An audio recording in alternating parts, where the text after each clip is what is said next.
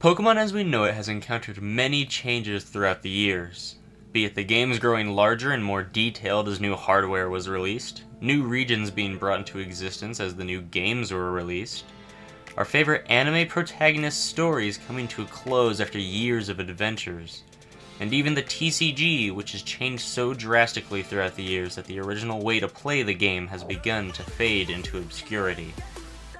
Now I know that fellow Pokétubers Mentioned Collectibles has already done a video covering the golden era of Pokemon content creation, which you should check out by the way if you haven't already, it is really good, and I will more than likely refer back to that for different parts of the more recent years, or as he coined it, the golden era of Pokemon content creation. Without further ado, let us begin. When the original Pokemon games were released in Japan in 1996, it was an instant hit. The creators began to look for more and more ways to expand their series, and seeing the prevalence of trading cards around that time period, they teamed up with Media Factory to create the first set of Pokemon cards later that same year. These cards were the original base hit of Pokemon cards, as well as the infamous Top Sun cards, whose release date is so inconsistent that it's a whole other can of worms that we're going to avoid today for the most part. These cards, like the games that came before them, were a massive hit, scoring audiences with fans and card collectors. As it was released, it stayed a collector's item, yet as some began to learn how to play the game, it began to be pushed even further. On an extraordinary Saturday in Chiba, Japan on June 14th, 1997, the first day of the first ever official Pokemon card tournament occurred. The event was held at the Makuhari Messe Event Hall, sorry if I butchered that name, and had 1,000 participants selected by lottery to participate. Due to this way of picking, many of the decks were not super competitive, and even seemed unfinished or unreliable based on the meta of that day. Every card up to Pokemon's Jungle set, Pokemon's Fossil set released 7 days after the tournament had taken place, was fair game, including every promo card available as well. The tournaments I should say, were held across 2 days, with competitors playing 5 games, and if they lost, they were eliminated. There were a total of 4 tournaments across the 2 days, and thus 4 first, second, and third place winners. The winner of the June 14th morning session was Wataru Uushi, a 3rd grader. In the afternoon session of that tournament, the first place winner was Nobuhiro Miyahara. In the morning session of June 15th, the winner was Tatsuro Ichikai. Lastly, in the afternoon session of the final tournament, the final place winner wow, I can't speak today, guys. The first place winner was Yuuya Tamai, who, curiously enough, ran a Charizard deck with no Charizard. Sorry if I butchered half those names, I don't speak Japanese. These winners went on to get the number 1 trainer card, which is interesting in its own right, and built up the beginning of the Pokemon TCG. Through the late 90s and early 2000s, Pokemon was riding high. New sets kept releasing to success, and fans were truly engaged. This roaring era, as I can only find the best way to describe this time as such, was about to come to a close. On November 21st, 2002, Pokemon's 3rd generation games were released. These games, while very popular nowadays, were not as such then. The great crash of Pokemon had begun. While it is not entirely sure as to why it began to die off, it can be attributed to many different reasons. During this dark era of Pokemon, many sets that are infamous today were created. Sorry, I don't know, infamous or famous? Depends on how you look at it. Infamous or famous could be the better word here. But as impossible as it may seem, this era seemed to last for several years, seeming to reach its end in 2013 with the creation of the 3DS titles of Pokemon X and Pokemon Y. As a whole, the Dark Era left great effects that are still felt to this day. This is not to say that much was not accomplished during this time, though. In August of 2009, the first ever Pokemon Worlds tournament was held, featuring both the TCG and the video games. On March 24th, 2011, the Pokemon Trading Card Game Online was released, and thus code cards were added to Black and White era card packs. As the Dark Era came to a close, though, and Pokemon X and Y released, balance seemed to have been restored. In the 3DS era of Pokemon, the TCG and the games began to show its height in popularity, once again becoming a worldwide staple. Children in schools began to collect and would trade or battle with others.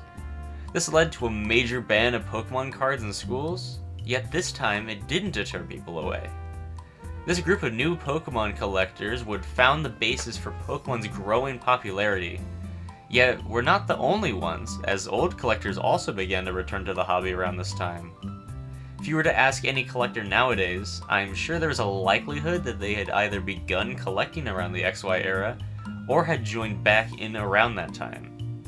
Also around this time, Pokemon content creation began to show up, though its reach was not too great and was a small sub-portion of the community as a whole. No matter its reach, this resurgence laid the groundwork for how our communities would function today.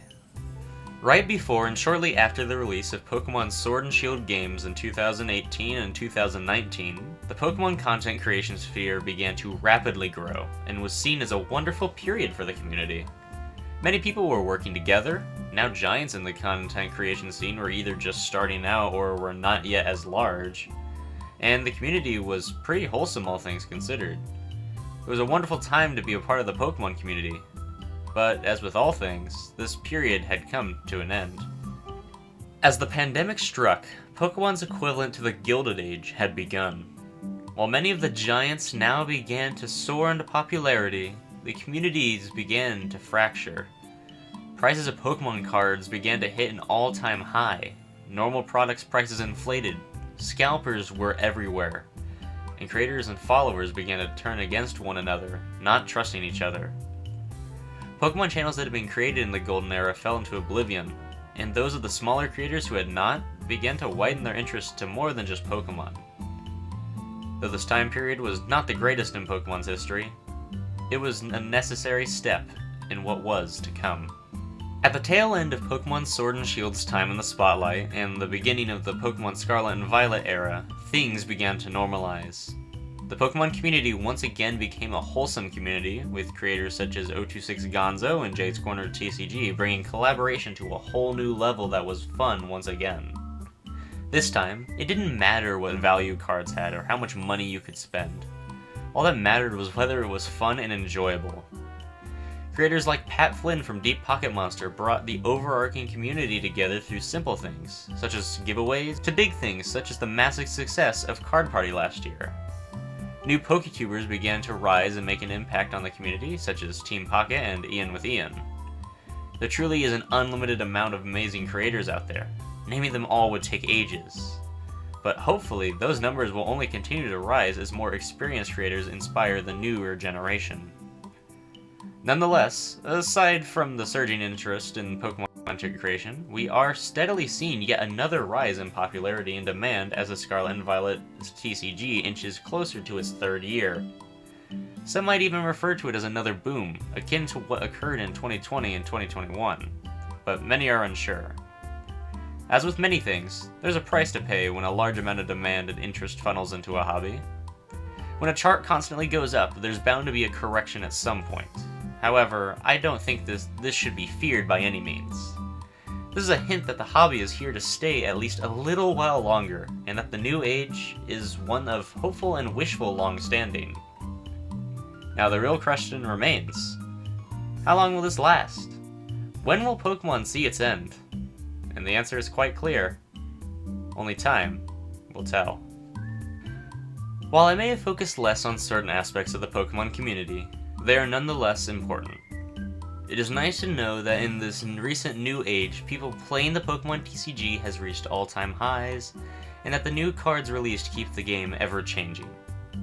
One thing is for sure though, no matter what era or period or times wait ahead of us, I'm sure that now we as a community can stay strong and avoid such terrible times again. I just would like to thank Roxandy for helping me edit the script and kind of help out with the more modern age. I know I kind of stepped away for a while, and it was just nice to have a friend that could, assist me and who knows everything that's kind of going on and just help me get some hope and grasp for what's going on in the community lately. But I know things have been a little crazy lately with everything.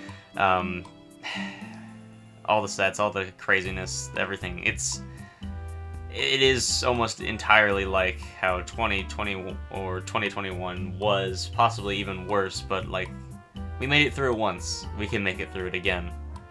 But, yeah. That's nothing to worry about. I think if we just ignore the bad parts and we just keep what made the Pokemon community as good as it was, we'll be able to weather the storm. But that's all for today. May Arceus be with you, and I'll see you all on the flip side. Tame Bugster, out.